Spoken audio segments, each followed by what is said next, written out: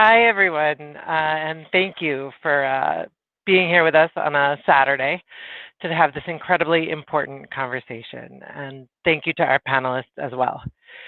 We have a wide range of views and perspectives and time zones, starting with Joanna Chu in the middle of the night in Vancouver, Canada, from the Toronto Star.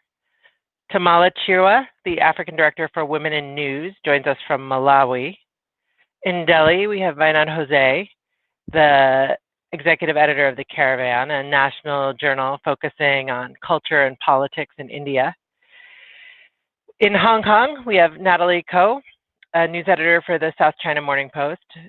And also in Hong Kong, although not for long, soon to be relocating to Seoul, we have Carlos Tejada, the deputy Asia editor for the New York Times. So thank you for being with us. The heading for this panel is Diversity Matters, How a Diverse Newsroom Gets You Better Stories. And I'm going to assume, for the sake of time, that we are preaching to a largely converted audience, that we all in 2020 believe that having a diverse newsroom creates better coverage and enables us to do different kinds of stories. And we're going to talk about that in a minute. But what it looks like in practice, I think newsrooms are still figuring out. And newsrooms start to figure it out in one way, and then the Hong Kong protests happen, and we have to think about it in another way, or Black Lives Matter happens, or Me Too happens, or the world around us moves in a way that forces us to consider and reconsider what our newsrooms look like over and over again. So that's where I want to start. We'll talk for about 25 minutes, and then we'll open it up for questions via Facebook and YouTube. So Vainand, I wanted to start with you, and I want to pull up the recent Caravan cover. I'm going to try to share my screen here.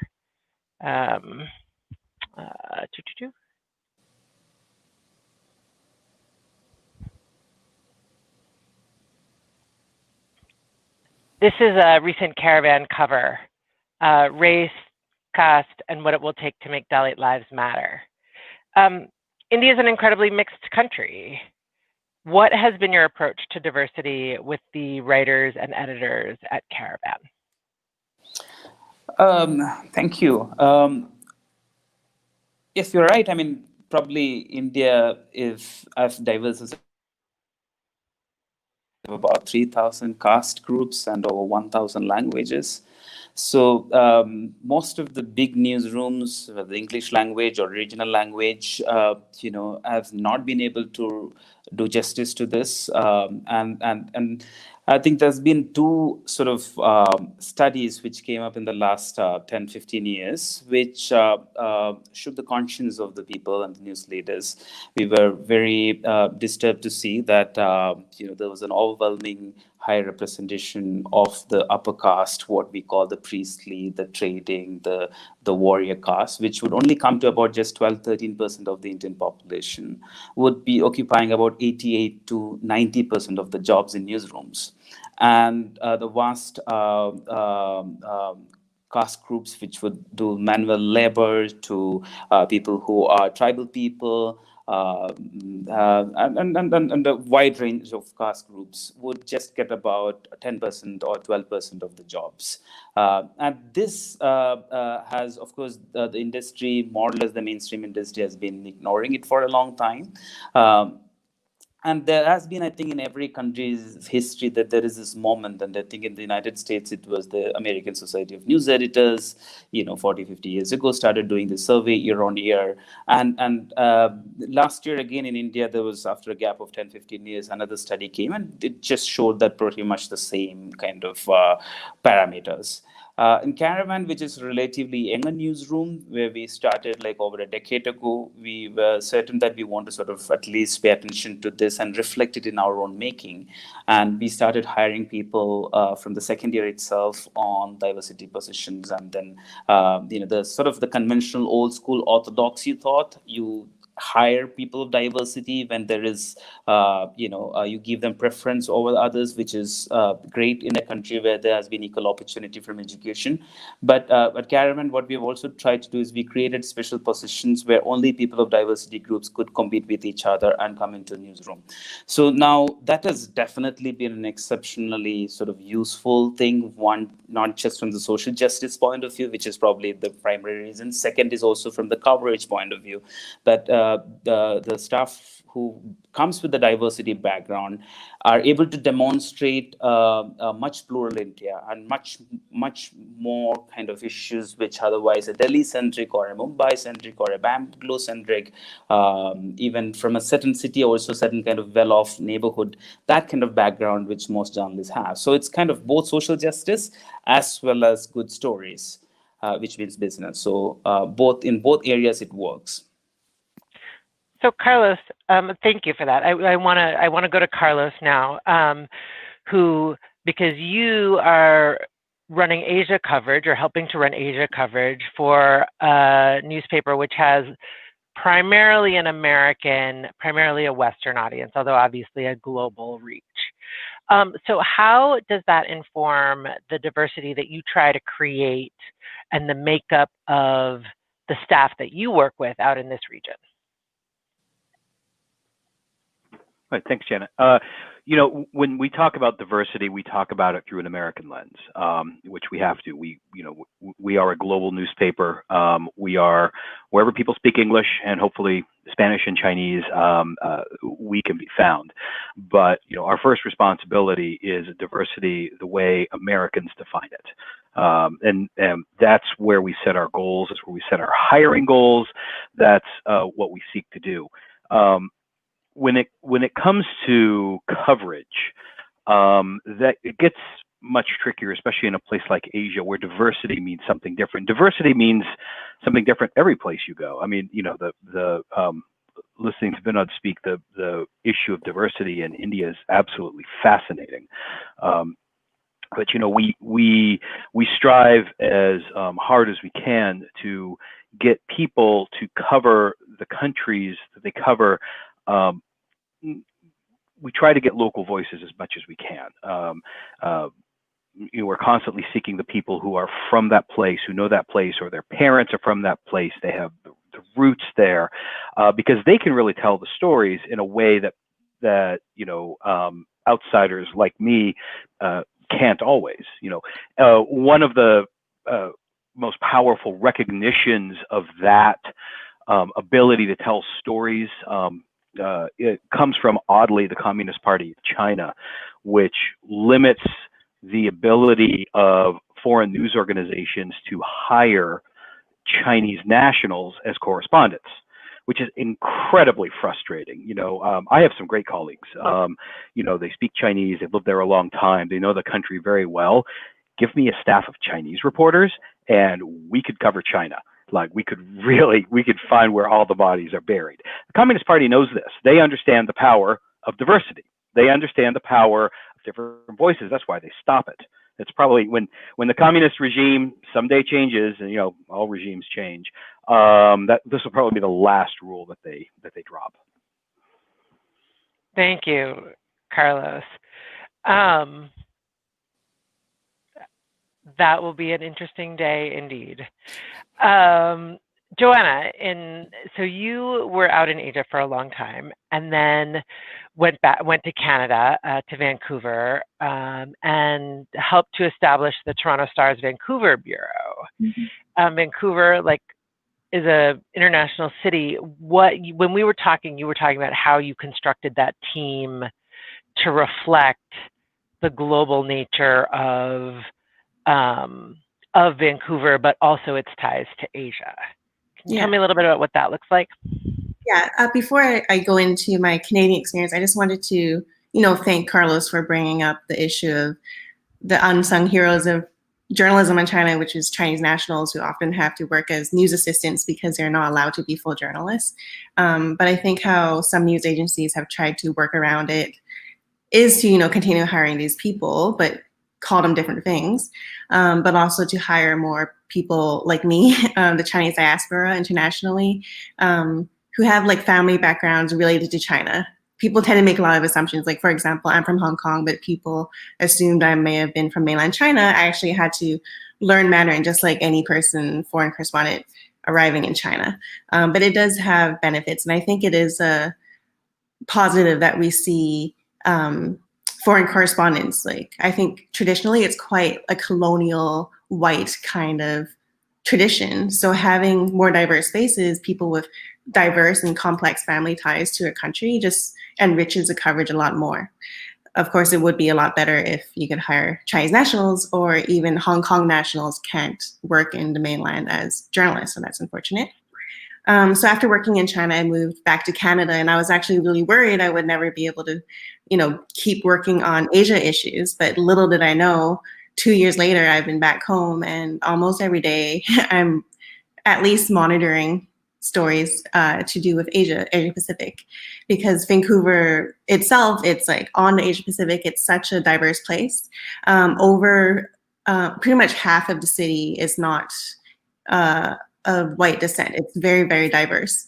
So I can't take credit for it, but when I joined the Newsroom, the Toronto Star Bureau in Vancouver, it was already hired in a way that was very diverse.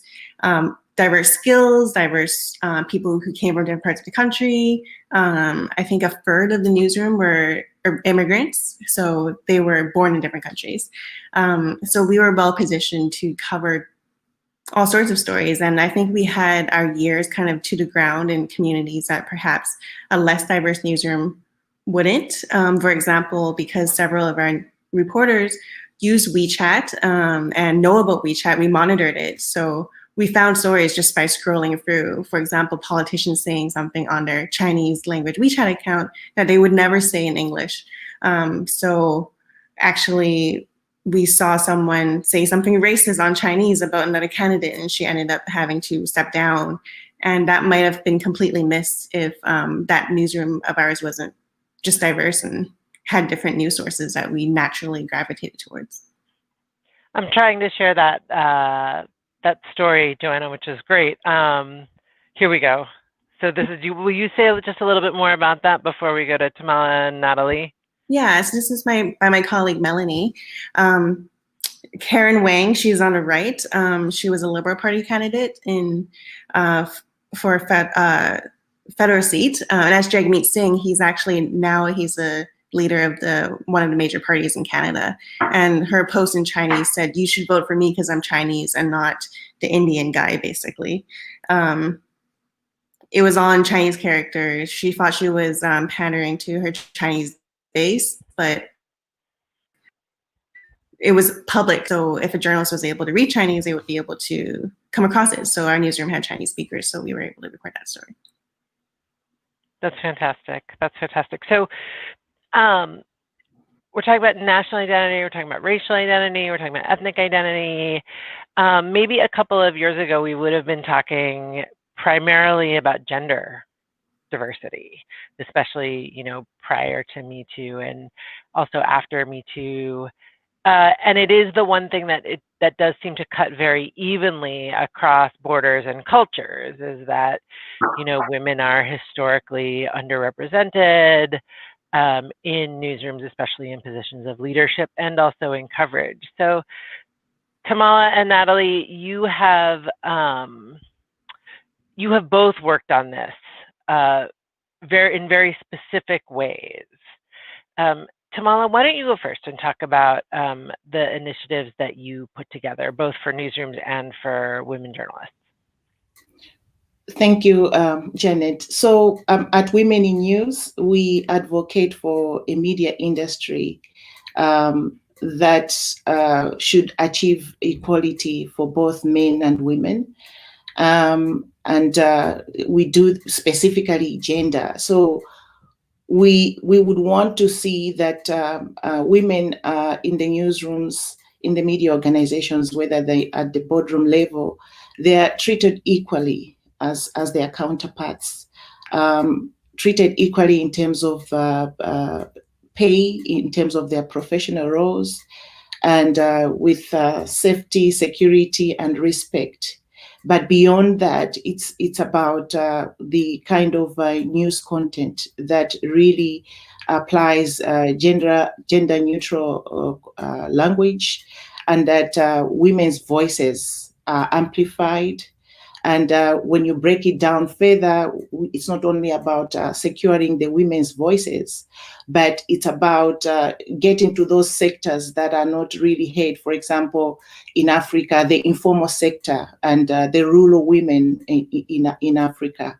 So that's what we advocate for, and we do that in a multi-pronged approach, being able to equip the women journalists to be able to have the gender lens that they need to go out there and seek women's voices and amplify them, but also being able to engage with leadership of media organizations to deliberately or intentionally have in mind that they have to be able to bring quite a number of women in their newsrooms, in their boardrooms, and in news content, because then it appeals to more women, and then it makes much more business sense in terms of the impact that they make or at the bottom line. Because when women are out of the story, they do not buy the paper. So it improves readership as well. So that's what we've been trying to do over the past decade in Africa, in MENA, and Southeast Asia more recently. Natalie, that's something that you have also really worked hard on at the South China Morning Post, in terms of looking really hard at representation in coverage. Did you fix it? Yeah. Is it good now? Yeah. Well, it's not fixed, but I think we're making good progress. So to give you a bit of background, so 2 years ago, a group of us presented a business strategy at the SCMP hackathon. The idea was to improve gender representation in our news coverage. And we were the first Asian newspaper to introduce something like this, which is actually a little bit late because this was already 2018. By then, Western media outlets had already introduced, initiatives like this, especially after the 2017 Me Too movement. And a lot of what we proposed was inspired by existing initiatives. For instance, our weekly newsletter was inspired by the New York Times In Her Words newsletter. And we also pitched a women expert database, much like the New Voices crowdsourced version. So senior management approved this proposal and incorporated it into the next year's financial year's plans. And this was really empowering for the newsroom, because having senior management support made things a lot easier. Like concrete goals were set. For instance, they said that we had to achieve 40% female readership. Previously, we were only at 30%. So there was motivation for editors to support this initiative. And most importantly, it showed that the company was willing to break the status quo, which really gave reporters hope, not just for gender representation, but for other minority rights as well. So what we really wanted to do was to empower women both inside the newsroom and outside of it. So when we're talking about empowering women outside of it is, the way we represent women in our coverage. We did an audit of SCMP's content in 2018, and we found that in our splash stories, only one woman expert was interviewed for every 4 male experts. And in our opinion pieces, we only had one woman columnist for every 5 men. So we sought to change that. And similar to what Tamala was talking about, we also wanted to introduce gender neutral language. So previously, the word chairwoman did not exist in our style guide. Like if the chairperson was female, we still had to call her a chairman. So that was one of the things we did, was to change our style guide to make it okay to say chairwoman.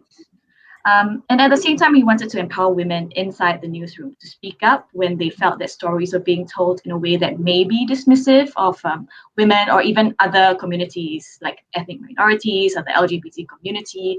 And this obviously opened up more story possibilities that would be impact to communities who would otherwise, not be represented in mainstream media. Thank you. And Joanna, you mentioned New Voices and the New Voices Collective, and Joanna was one of the founders of that.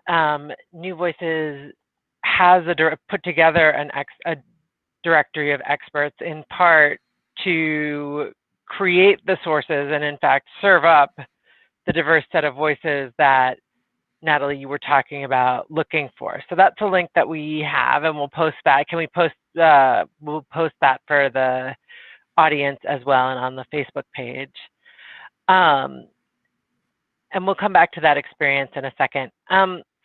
Carlos, when it comes to stories, and you offered two really amazing examples of perhaps what to do and also what not to do. I'll click, you tell me where to start. Sure, if you can click the avocado article first. There's it's a pretty interesting story about the global trade in avocados, which involves all kinds of parties. And the story itself is pretty interesting. If you scroll down to the middle of it, there is a cartoon that kind of caught my eye. This one right here. You can see on the top middle there is a figure in blue, like aqua blue. There we go, with a bandana. So, this talks about the roles of gangs in Mexico among many other people in the avocado trade. And I looked at that picture, and actually some Latin Americans outside the organization looked at that picture and said, we've never actually seen anybody dressed like that. That's a 1970s, cholo like stereotype. That is not really the way people are. And, we talked to the art director about this for the magazine where this ran, and they said they would upgrade their standards and make sure stuff like this saw more eyes. And this all happened through a we use Slack, and in Slack we have a diversity channel. If you have a question about an area where it's an experience other than your own, you go there and you ask questions. When I edited an article about what people with disabilities had to deal with in Wuhan during the coronavirus crackdown there, I went to the diversity channel and asked people who are familiar with the subject to look at it. That's all important stuff to do. We want diverse eyes looking at what we're foisting on the world. At the same time, I feel like the discussion of diversity often revolves around this sort of, catching mistakes, right? And that is, I want to be clear that that's a really important role. I don't think that's its primary purpose. The reason you seek diversity is to get better stories. And so this is where we can click on the 1619 project, Janet. This project, award-winning project, tells this is not a small bite. The ambitions of the staff to put this together was enormous. This is to simply retell American history through the eyes of American slaves, and it takes a very clever and provocative step by saying American history begins when the first African slave stepped foot on the shores of what's now the United States. It's provocative, it's controversial. I think it's terrific. People are still talking about it. When we printed it, it quickly sold out. People asked for reprints, like reprints of paper. People still read newspapers, and it was incredibly popular. This would not have been possible without seeking out other viewpoints, seeking out viewpoints that are not traditionally part of the mainstream media. And that to me, the making sure that we're sensitive in our day-to-day coverage is important. That is not the number one goal of diversity. The number one goal of diversity is to bring voices that have not been heard and bring them to our readers. And as I believe as Tamala said, open up new audiences for ourselves, for our own industry. I think that, I agree with that very much, and I think that that's an important point. Joanna, you wrote at one point about the way that that some of these voices get silenced, right? And that creating opportunities that it's not just a it's not just having a diverse newsroom, but it's also creating an opportunity for the voices that are in the newsroom to rise and be heard. I'm going to pull up your foreign policy piece, if that's okay. All right, Yeah. can you, so let's share that. So can you talk a little bit about like what you were going for here and how journalism, how it impacted journalism and the kinds of stories that we're getting told? Yeah, so I wrote this during like the thick of the Me Too movement, and I felt like foreign correspondents needed to have a Me Too moment. I started working as a journalist in Asia, starting in Hong Kong and then in Beijing when I was 24 years old, and stayed in China for 7 years. So being a young woman at a time, you just get treated exactly like how you would expect a young woman to be treated, particularly a young Asian woman. And there are dynamics in Asia where not all men, but some men feel that if they're a foreigner, that somehow they are higher status than people who are locals. And that there's also sexism there where when they're working with female colleagues, they may feel superior, or that in different ways I wrote in the piece, sexual harassment was being justified. And in a structure where a lot of these company outposts are very informal in a way, some newspapers might only have 2 people in China, maybe 1 correspondent and 1 local news assistant, translator, fixer.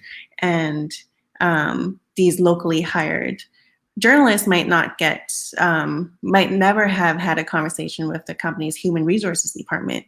So that makes it difficult if incidents arise because they don't know what their rights are. They might not have rights because they're hired in a kind of like an informal basis. So I wrote this piece and it went viral. It was translated into French and Chinese. It sparked a lot of conversations. It was really surprising to me because I was worried about going forward with some of my stories because I wrote about some of my personal experiences in that piece. But so many people said like, this is really common and there are power structures and there's things that companies can do. There's things that media companies have kind of missed the mark on, a lot of them, where they weren't prepared for, you know, worst case scenarios happening to their correspondents overseas. So after that, like a lot of companies reach out to me saying that like, what could we do to make sure that harassment doesn't happen? And I think trainings came out of it, really good conversations. So it was a really positive experience for me to put this out there, to have this response. And people all over the world, like in Africa, Southeast Asia, told me that it wasn't just in journalism that this dynamic happens where foreigners going to a country feel, some of them feel like it's kind of like a playground.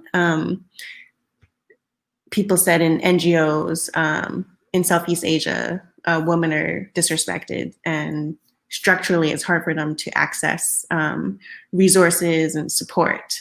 So that was also partly why I helped found New Voices, to be a supportive network, not only to do our directory, which is how we started, of now we have almost 600 women China experts to remove excuses for manels, you know. But it's also become a really supportive organic community for women and men and non-binary individuals all over the world who are interested in China to support each other, to recognize each other's talent and work so that our work isn't overlooked. And kind of these power dynamics are kind of changed a bit just by, you know, the supportive network we have for each other.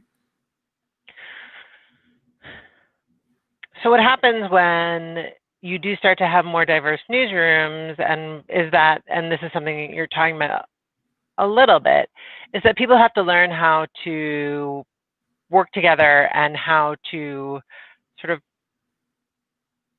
behave differently, perhaps. And I think that there's been, so I think we've been through so much political unrest, especially recently,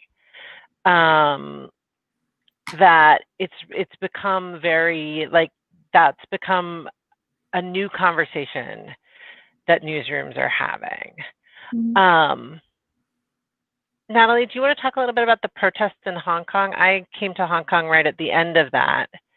And I know that certainly in our newsroom, it was for local journalists either with mainland ties or Hong Kong local, it was an incredibly emotional time and an incredibly difficult time. And I think that made our coverage better. And I also think it made the experience of working in that journalistic environment more demanding. Well, I think I could probably talk a little bit about my personal views on this. But to make clear, I'm obviously on the China desk at the SCMP and not on the Hong Kong desk. So I couldn't speak specifically about that situation. But I think the experience was really a learning point for us. Like when we talk about diversity, it's not just about gender or ethnicity. It also includes differences in political opinion. And I think that's what makes newsrooms really great, having a diverse range of opinion across the spectrum. That only works if we tap into that diversity and make full use of the different voices we have. So I think the experience is reflective of like the editorial process in general. And this would apply to, newsrooms all over the world. Because traditionally, the editorial process works like the reporters file the stories, the editors make their edits, and then we send a read back, but then usually there isn't really that much time for much changes to be made, and then the stories get published. But maybe, it's time to think about making the editorial process a little bit more democratic, particularly, with polarizing moments, not only with like the Hong Kong protest, but even with Black Lives Matter. So sometimes, maybe we should be thinking about taking the time to talk things through with reporters, to hear their points on why they presented the story a certain way, and, take the time to tell them why we edited it in a different way.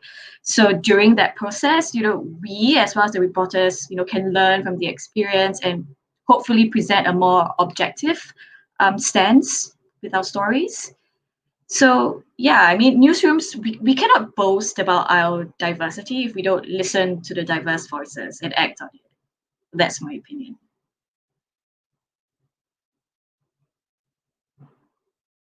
The unvarnished opinion of the SCMP or your organization, but thank you for sharing your perspective. We're going to go to questions from the audience in a couple minutes. But Tamala, I wanted to know how, the Black Lives Matter movement was one that I think gripped the world, especially American newsrooms. I know Carlos has some thoughts on this too, but I wanted to know, working with newsmakers in Africa, what was the experience? What was that experience like? And also for the people that you work with in terms of balancing their professional, like how does that diversity bubble up when there are times of tumult? Yeah, so on this end, in our world, in Africa specifically, the Black Lives Matter, it's a movement that resonates with most of us. However, coming from that colonialism background, it's like we dealt with that, and we've got a different battle at this stage. And all that people are doing in Africa is empathy and solidarity, because we are still fighting. The newsmakers are now tackling society ills like economic empowerment. The gap that exists between the rich and the poor. And when you really break it down further, it's about the ethnicity, the many different tribes in Africa. So it comes down to the granular details like that.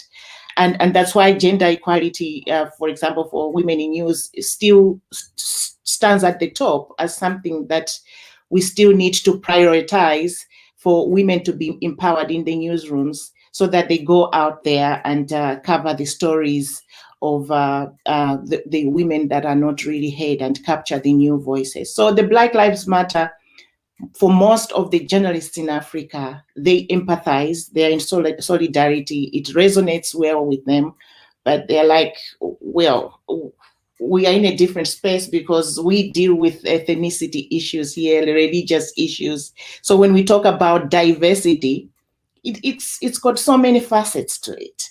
And even in the newsrooms, it's about talent management, how the editors and the leadership or the managers of media organizations deploy their best talent. Because when you talk about diversity, it's about leveraging on the collective wisdom and intellect and expertise of a newsroom to be able to produce those best, the best news content that you would wish for a media organization. Thank you. You're right that, and this is partly what we've been talking about, that diversity, what that looks like, it changes, it's nuanced. What it looks like in one situation is not what it looks like in another situation. And we have a question from a journalism student at the University of Hong Kong in the chat that she identifies herself as a non-hetero Indian woman. So, Vainad, I'm going to let you take this one first. Thank you. She's asking about balancing a personal identity with a professional perspective. How do you report, and in particular, as somebody with some privilege, how do you do that kind of reporting without tromping on the folks that you are interviewing? She didn't say tromping, I said tromping. Journalism stays, whether you are a diverse entry into journalism or whether you have been part of one of the privileged communities and still in the newsroom, which is truth, justice, fairness, accuracy, all those things still at the end is what will make sure that whether you have a good story or whether you don't have a good story. But in the process of collecting that information, of course, there is a sociological make that you have had as an individual that will position you better in terms of finding the right sources, talking to them in a way that they open up, and finding also those stories which sometimes is overlooked. So I don't think it's in that sense a mutual contradiction of multiple identities. But what can also, there could be still a conflict. Let's say there is a gender diversity, which somebody from, let's say, an Indian newsroom from an upper caste community, a gender diversity is addressed. And sometimes another identity is placed in conflict to that, a caste identity, for example.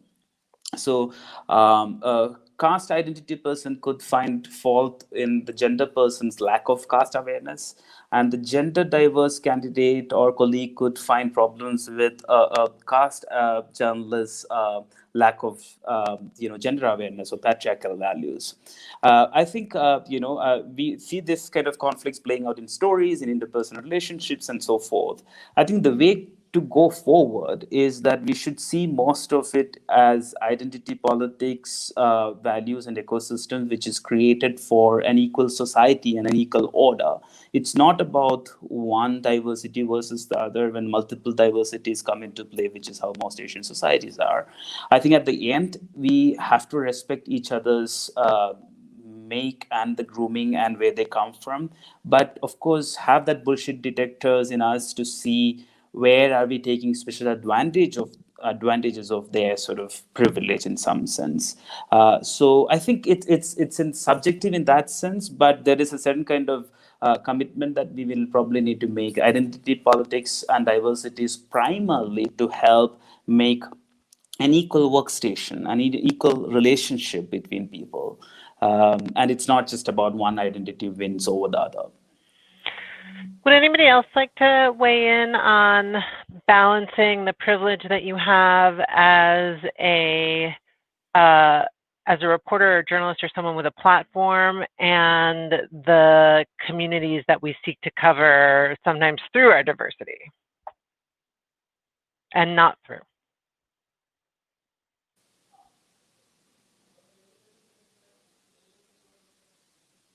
Carlos, I'm going to put you on the spot on the count of the Times has a massive platform. So how do you think that reporters who have this massive platform can then either balance their own, whatever their own emotions and identities are, with their professionalism and also with the concerns and needs of the communities that they're covering?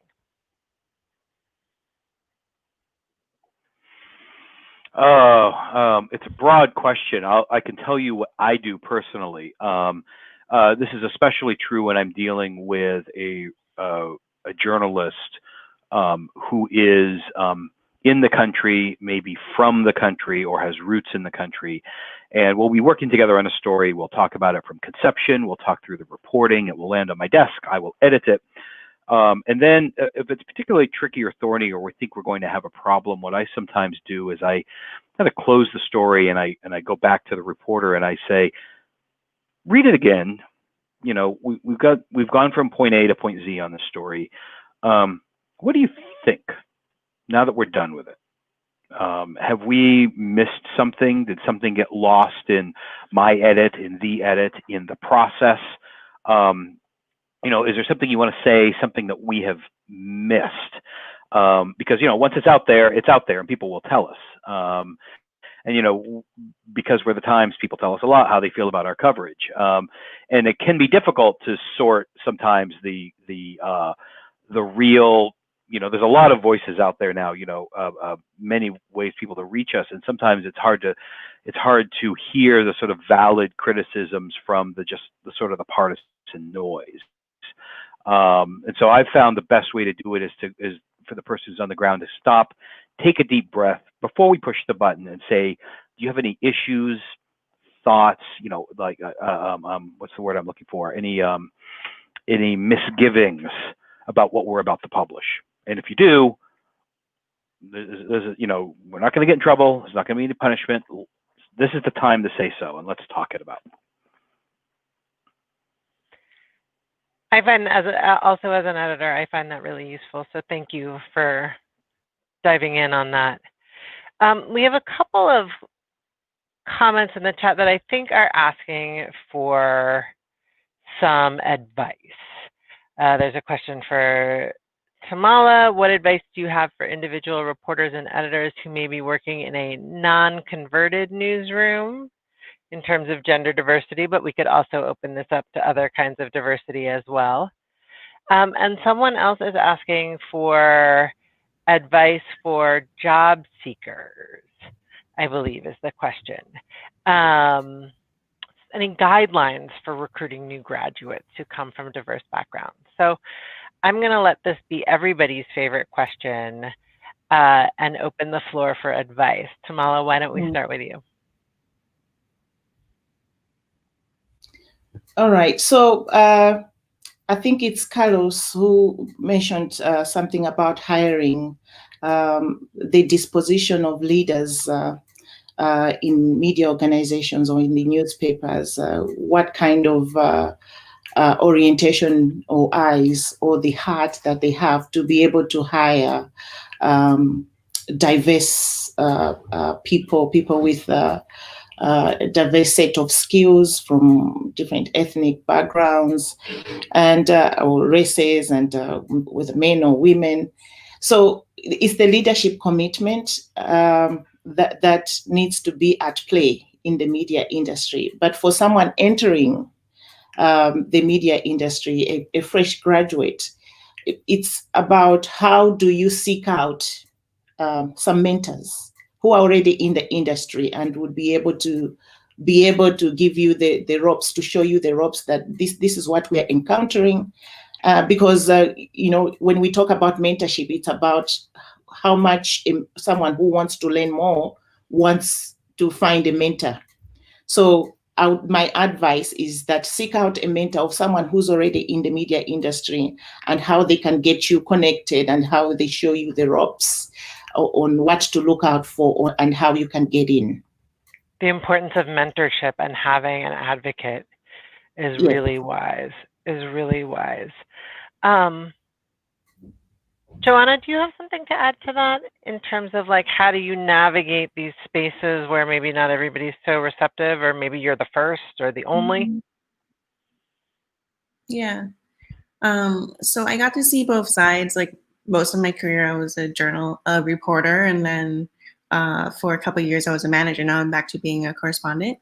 But I think as a manager, I probably was more like open and flexible to different people's like preferences and best environments to work than most, because I think coming from my own experience, I have an invisible illness. I have ADHD, which like some people may think it's like, oh, it's actually a good advantage in journalism because you're interested in so many things.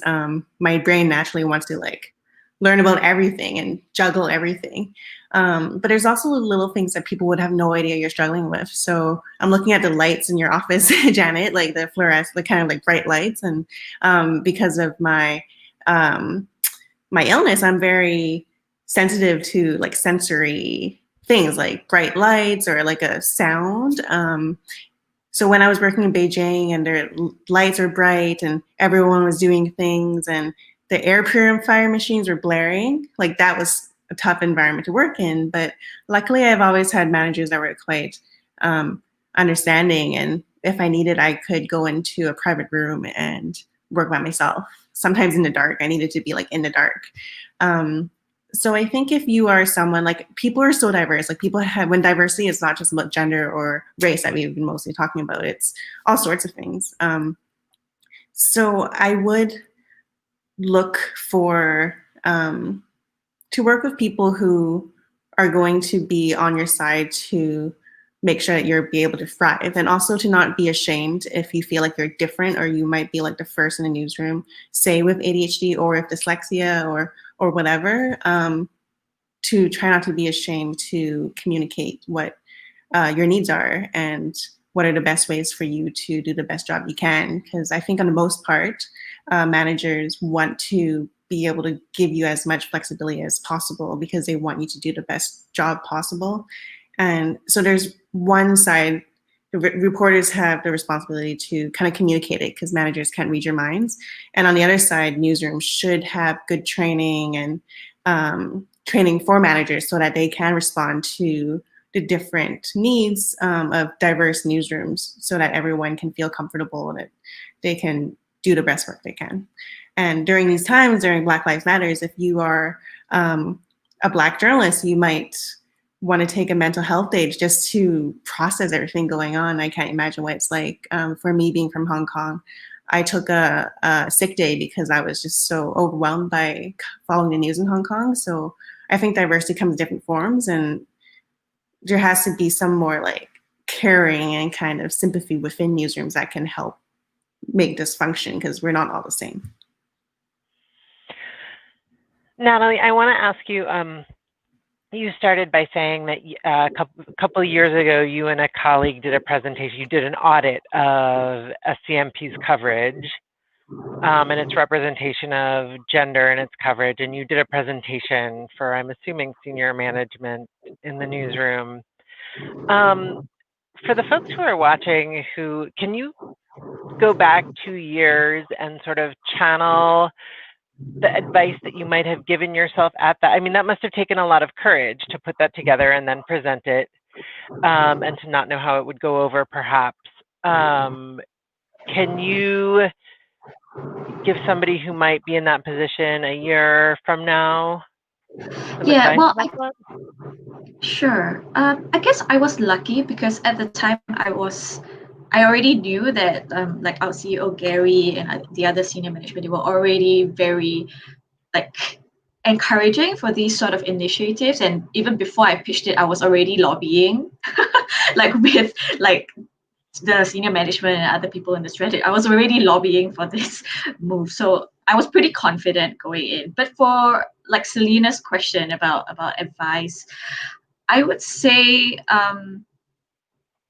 believe me when I say you're not alone. Like if you feel that you're alone in thinking, oh, my newsroom is not diverse enough and a little bit sexist, you're not the only one. There are other people in your newsroom who think that way. And you need to find those people. They could be, like what Tamala said, mentors. It could be editors, but it could also be like your fellow reporters, your peers, and sort of finding these people, finding your tribe, and getting together, talking about it. It can be really powerful. And once you get that going, you find your confidence. You guys, discuss it and maybe come up with concrete ideas and plans to present to senior management. It might actually work. Like when senior management sees that, that there's a decent amount of people who feel this way within the newsroom, it might surprise you that there could be change. We have about 10 more minutes, and I want to address a really important question that's come in through the chat, specifically to Vinod from a Caravan fan, which is great.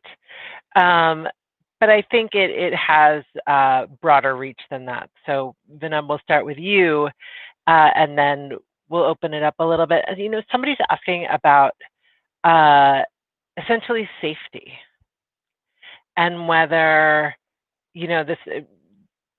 they're talking about addressing racial and social diversity with respect to caste.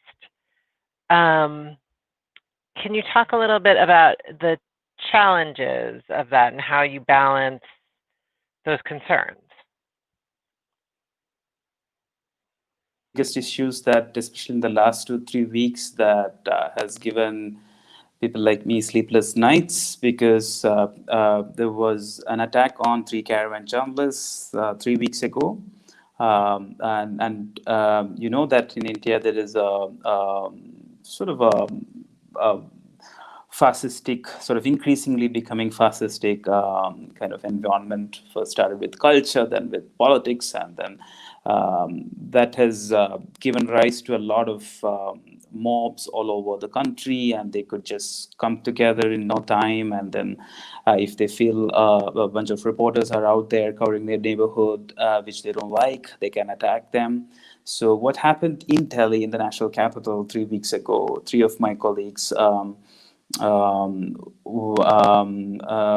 was a woman journalist and 2 male journalists, and the second male journalist was a Muslim. And not only that, they were covering the tension between tension in a predominantly Muslim Hindu neighborhood where there's segregation, and then they went to take some pictures after interviewing some of the Muslim victims to the Hindu side. They were attacked, physically abused. The woman journalist was sexually harassed. We went to the police. Even police wouldn't immediately register a first information report. There would be public outrage and pressure, and the press community in India would stand up. And then eventually, after a couple of days, they would register the first information report, which should actually be, it's a criminal offense and should be coming up immediately. Now, when society really takes it on themselves, and in this case, a mob, to make the life difficult for journalists who are out there entering in a difficult neighborhood, then of course, I mean, if it's in this particular case, if it was a few more minutes late, the Muslim journalist, they could have lynched him, and this has happened a few months ago in the same neighborhood. Many Muslim residents were killed. So safety issue, I mean, there is no easy answer to that. There are some precautions that you can take, but it's a reality, and when especially in countries and cultures where strongman leaders are rising and they have followers who will do anything, and the institutions of policing and court judiciary all is sort of influenced and infiltrated by their men, then it's very difficult institutional support you get. And so it's a real problem. We can take precautions, but I don't think that there is a certain kind of solution. I mean, the country, it's a problem that I think in most countries that we share, and especially in some countries, it's kind of a spectrum disease, the security for journalists. In some countries it's less, some countries it's more. And India, I think, is in 142 rank or something world over in its sort of press freedom. And then the attack on journalists is one of the highest in the world. So it's not an easy place to be as a work as a journalist. Do you think that that's about the independent press? I'm sorry. First, let me say I didn't realize that had happened, and I'm very sorry to hear it. And I hope that everybody is okay.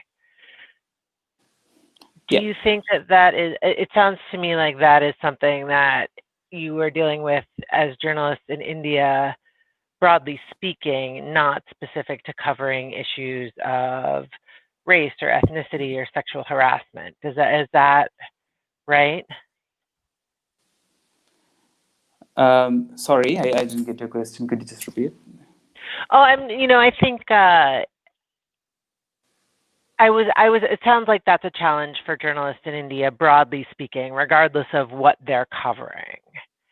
I was wondering if there were issues either in India or elsewhere to open it up to others where heading into a story that it's going to be controversial or it's going to create some personal risk for the journalists involved. And how do you manage that? Where do you find the bravery to tell those stories or to decide whether it's worth it to the risk to personal safety? I think you're right. I mean, this threats exist in normal times too, but when it's extraordinary politics and when vigilante groups operating all over, especially for women journalists, I mean, these are in many sense feudal, fascist, patriarchal groups which operate, so they don't necessarily like to see a woman moving around with camera and asking questions. So there is that problem. Then there is, if they see religious minority, if they identify in a country like India, journalist as a Muslim or a Christian, there could be problems. If a Dalit journalist is walking into an upper caste neighborhood, then they would be like, how dare this son of a manual scavenger who is moving around and asking. And there is different layers of sort of this violence which could play out. The courage comes from the fact that I think people want to side with truth and justice, and as reporters, as editors, I think it's not a job that we are in journalism for. It's, many people call it a profession, but I think the finite point is it's a calling. So somewhere between profession and calling, if we can push, the more we push to that, I think there is a boldness and courage which we all have. And one of my colleagues was killed a couple of years ago. She was an editor of a Kannada newspaper, and she was shot and killed. And many of us have threats which come from time to time. But I think it's, if you're on the ground reporting, or if you're in the newsroom running an organization, the threat is as similar as it can get. And I think it's just the national, romantic, idealistic approach to truth and justice at the end, which will keep us going. We have, thank you. That's a very uplifting note on which to bring us almost to a close. So we're going to do a quick lightning round. We have about 2 minutes left, and then I'm going to kick to AAJA for a little bit of housekeeping. So can we end with a little bit of uplift to pivot from what Vinod has said about the impact of some of this kind of reporting, and about from whence some of the courage might come.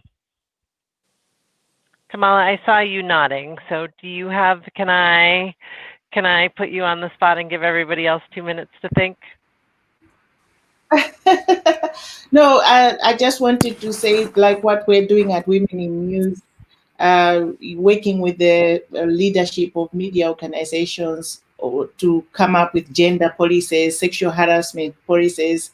It means we are on the right track. It's always work in progress. And when we talk about this broad subject of diversity and breaking it down, it's always work in progress. So it's about our heightened consciousness that we all must have as we try to bring out the best stories we can capture to our readership and audiences. So it's always work in progress, but it's about the consciousness that leaders in media organizations must have. Hi, Joanna, how about you? Now I see you nodding. It's the consequence of nodding is you get to go next. Yeah, stop nodding. But yeah, I would totally agree with Tamala that I think we're going in the right direction. It's been very inspiring to see how in all these high-profile newsrooms, younger journalists of color, and as well as their allies are banding together to push these really important conversations in their companies and holding managers to account to make concrete changes, such as hiring a certain amount or promoting BIPOC journalists more often, making anti-racism trainings mandatory. These things have happened in so many newsrooms around the world, I think in just the last few months. So I think everything happening can be very depressing, but all of this changes because people like us are speaking with each other, realizing that we're not alone in our concerns, and I think change is happening. It's good to see. Thank you. Natalie? Closing I thoughts? guess I would just say don't lose hope. And if there's anything I learned in Hong Kong, in the Hong Kong spirit, is to never give up and just keep fighting. Very good. And Carlos, will you take us out, please? Yes. If you are interested in issues of gender, of race, of diversity, of ethnicity, of different voices, there has never been a better time to be in journalism. This conversation is happening. I call it a conversation. It's something more than that in the United States right now. It's happening in India. It's happening among the Chinese diaspora. It's happening in Africa. All of these communities that were once isolated are now digitally connected in a way that they never have before. The audiences are global. People like small communities that may have been isolated and forgotten inside much larger cities, now have a voice. They have a voice at home. They have ability to make themselves heard. And this is the time to do the kind of work that we want to do. All right. That's a rousing call that was a rousing call. Thank you very much for taking some time out of your Saturday, Joanna, for staying up late to be part of this conversation. Incredibly important. And for those watching along, the links will be in the chat. And AAJA, over to you. So